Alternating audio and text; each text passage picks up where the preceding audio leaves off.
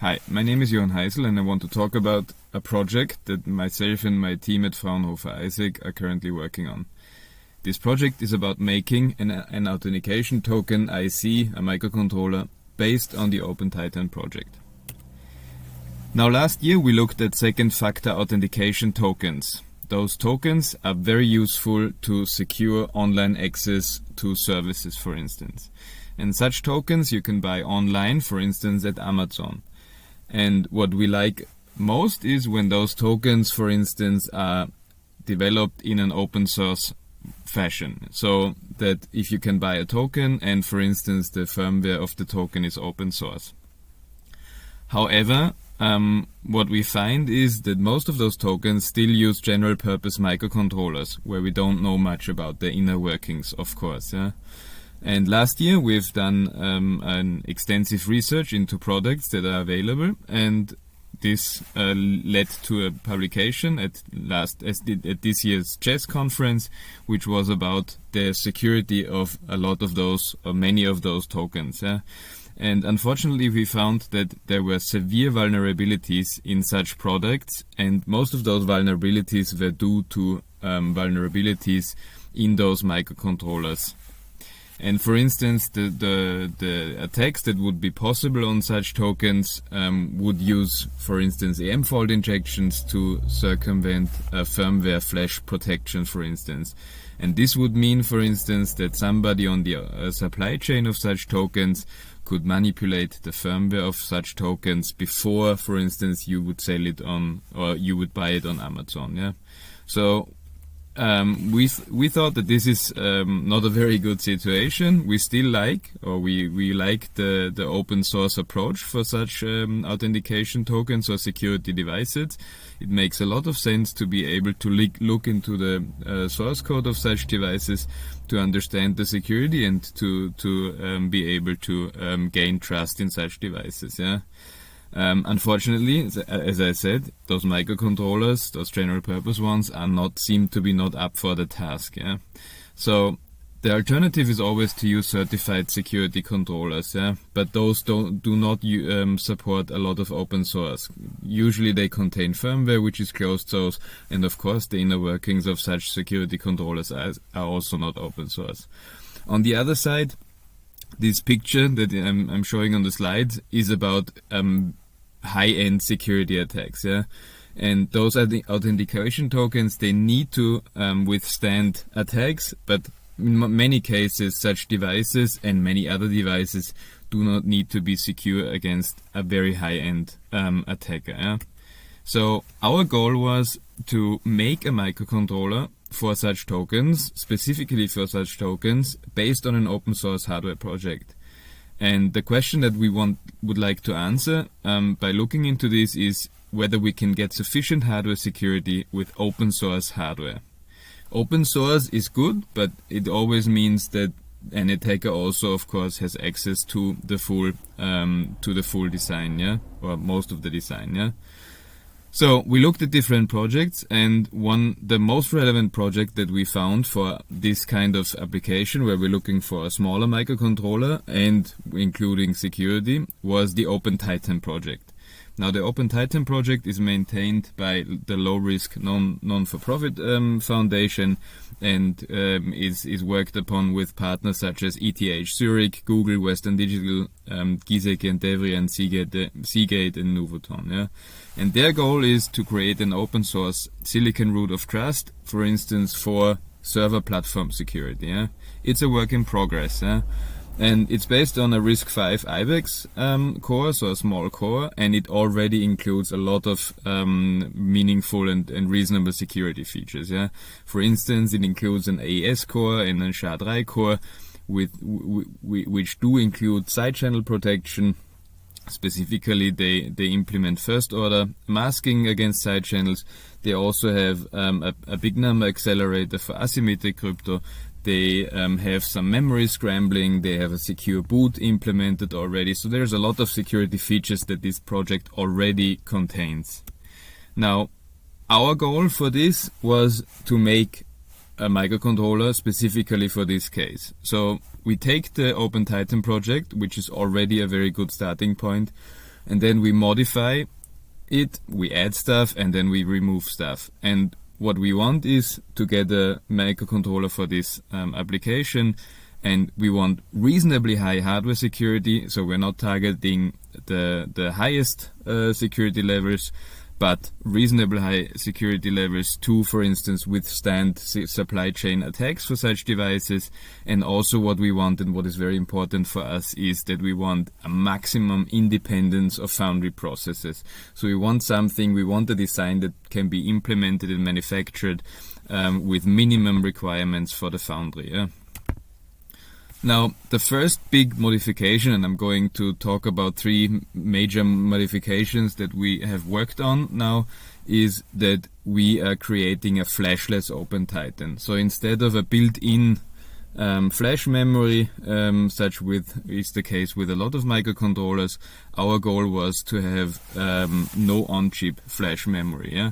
And why do we want this? Because it simplifies IC manufacturing significantly. So if you want to produce a chip in a foundry, for instance, then in very small technology nodes, then some flash memory is even not available in a lot of cases, and in other cases, for instance, you have to specifically pay for this IP. Yeah? And this also has a certain lock-in effect. So we want maximum independence from the foundry and the manufacturing, and hence we remove the flash from the OpenTitan. But this is not so easy, because this requires that we store root secrets, for instance, in a one-time programmable memory. Yeah?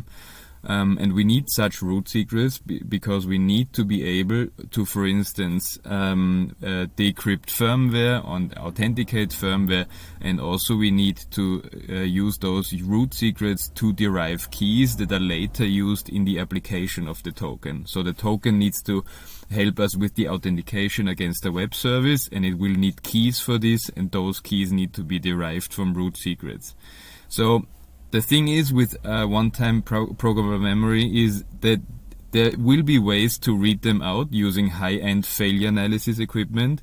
But for us, this is fine as long as it is very costly and using equipment which is very expensive and requires a lot of effort. Again, we are not targeting smart card security level, we are targeting a security level which is more practical in many IoT devices, and also in the case of secure authentication tokens.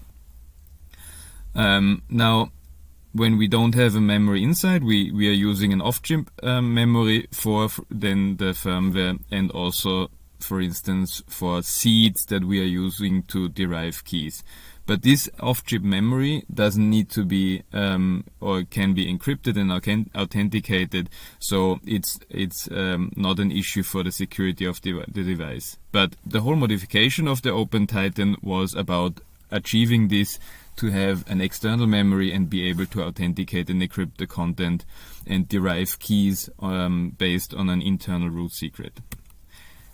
Now then we added some more security features that we are currently working on, and those security features are relevant for a broad number of cases, but also relevant in this case where we are trying to make an IC or a microcontroller for an authentication token. So, for instance, we added a post-quantum secure boot mechanism for long-term security. So we implemented the Layton-Micali hash-based signature scheme, and we developed a dedicated hardware accelerator to make those kinds of hash-based signatures very fast in a computation on this microcontroller. And we also wrote a bootloader in the Rust language to achieve some more software security. Yeah? So this kind of secure boot mechanism we developed and want to test on a chip for testing long-term security. Then a frequent fail for a lot of general purpose microcontrollers is their read protection and debug protection, and hence we implemented and added to the project a password and challenge response based authenticated debug module, which is fully compliant to the RISC-V debug specification. And another thing that we modified the OpenTitan for is that we want a very good isolation of crypto keys against firmware. So The goal is that even if we develop the firmware in the most possible secure way, that we still have some defense in depth in case the application firmware ever gets compromised. So in this hardware design and using our modifications, there is no direct access from the firmware to all keys that are handled in hardware. And then we are working on some more things that we're going to add. We're going to add a bootloader which is fault resistant using fault emulation and protection mechanisms. Then we're also working on a ring oscillator based entropy source for a true random number generator. More about this in a second. And then we're also including a path module design that we've been working on for some years into the design for testing. But as I said, random numbers are very important. So what about those random numbers? What if we don't have random numbers? So it is very important to understand that random numbers are very crucial for security. So for instance, for side channel protection and for cryptographic protocols, we always need random numbers. And those random numbers need to be of a high quality. They need to be of a cryptographically high quality. Yeah? If the random numbers can be guessed by an attacker, for instance, then the security of the device would fail. Yeah? So what this means is that usually you need a true random number generator in your device. But what if we don't have one of those? Or, in another way, what if we have designed a random number generator, but since this is not so easy, then we find out that the quality of the random numbers is maybe not sufficient. Yeah? And we want to be prepared for this, because this is just one other thing where you are very dependent on the manufacturer or on the foundry. Yeah? Either you need to buy specific IP for this process which gives you a random number generator, or you need to design one yourself and do the testing and qualification also, and to make sure that it also works correctly. So in order to have an option B, to have a fallback scenario, apart from the fact that we are also designing a random number generator, we have a backup plan. So on this backup plan is that we've been working on a side channel protection mechanism for symmetric cryptography, which is called leakage resilient cryptography. And this is all about having a protection mechanism without the need for random numbers. So the thing is, it leverages the parallelism in the hardware, and it leverages also the data complexity for attacks, and by reducing them actually, to gain side channel protection without, for instance, masking, which uses and requires random numbers. Yeah. And we've worked a lot on this, and we've tested and published this also at CHES last year, and shown that it worked, and it even works as a retrofit to existing microcontrollers, as long as the for instance underlying RISC core has certain properties. Those properties being that there is parallel S boxes, roughly speaking. Yeah. So what this gives us is that in the case that our random number generator doesn't work, or in other cases where we don't even have a random number generator, we would use an IS core which is existing in this OpenTitan design, and use this without the masking protection, which does require random numbers, and apply our retrofit solution for leakage resilient on this. Yeah? And from this we would gain symmetric cryptography, which we can use for key derivation also, and also for memory protection. Yeah, without random numbers, but still achieving side channel attacks. Now the second thing where random numbers are very crucial in the case of an authentication token application are elliptic curve signatures. We need those elliptic curve signatures as a means of authentication against the web service. Yeah? And every such signature requires a true random number as an ephemeral key, which needs to be different and random for every signature. Yeah?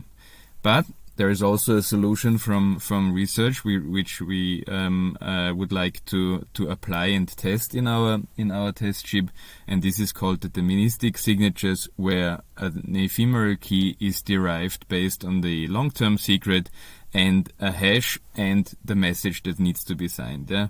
There is a certain side channel application, but we've looked into this, and we will look also into this in the final chip and test if this is sufficient. But what I'm trying to say is that in this application authentication token, we have a backup plan that this IC will still be secure if the random number generator is not available. So what's our roadmap? We are still working on this, but we are going into a design freeze soon, and then we're going to tape this out as a test chip, make a test chip with Leibniz IHP in a 130 nanometer process in spring 2022. And then we're going to go into security evaluation of this silicon proof, yeah? And this is going to be next year, late next year, as the current roadmap says. Now, what do we want to do in the laboratory? Basically, we want to check if the countermeasures are working as intended. Yeah? So this is going to be a test chip. This is going to be about seeing how much we can achieve with open source technology and open source hardware security. And so we're going to test, for instance, clock and voltage glitching. We're going to test EM fault injection, for instance, of the secure boot, of debug disable mechanisms and stuff like this. Yeah? And then, of course, we also want to test our side channel protection, especially the one without the random numbers that I just mentioned, but also all other things that need to be considered, such as bus transfers and such. Yeah? And something that we also want to focus on is that we want to, having this test chip, we want to really look into the security of OTP memory, of one-time programmer memory, can be of different sorts, such memory cells, and yes, there will be ways to read them out, but we want to understand what the effort is for different ways, and also in the case of this test chip. So, as a summary, we're going to make a microcontroller based on an open source design as a learning exercise. We want to understand how much open source security can we get today. How well do open source countermeasures work also? There's a lot of talk about that hardware security needs a certain level of obscurity. May be true, but we want to see where this is and in what applications we can get through with open source. Yeah? So where are the limits, and where do we need more research? And this whole project also has I think a lot of future possible applications. So the goal would be to create a small integrated secure element, of course, and this will be not only something that is important for authentication microcontrollers, but also as, for instance, a trust anchor in generic SoCs. And where I think there's going to be a lot of need is in future heterogeneous integrated chips with multi-dies and multiple chiplets integrated into one package. I think that there will be a lot of need for small secure elements to be integrated in different chiplets, for instance. So thanks for your attention, and contact me for any questions also, and if you want to speak to the AISEC hardware security team. Thank you.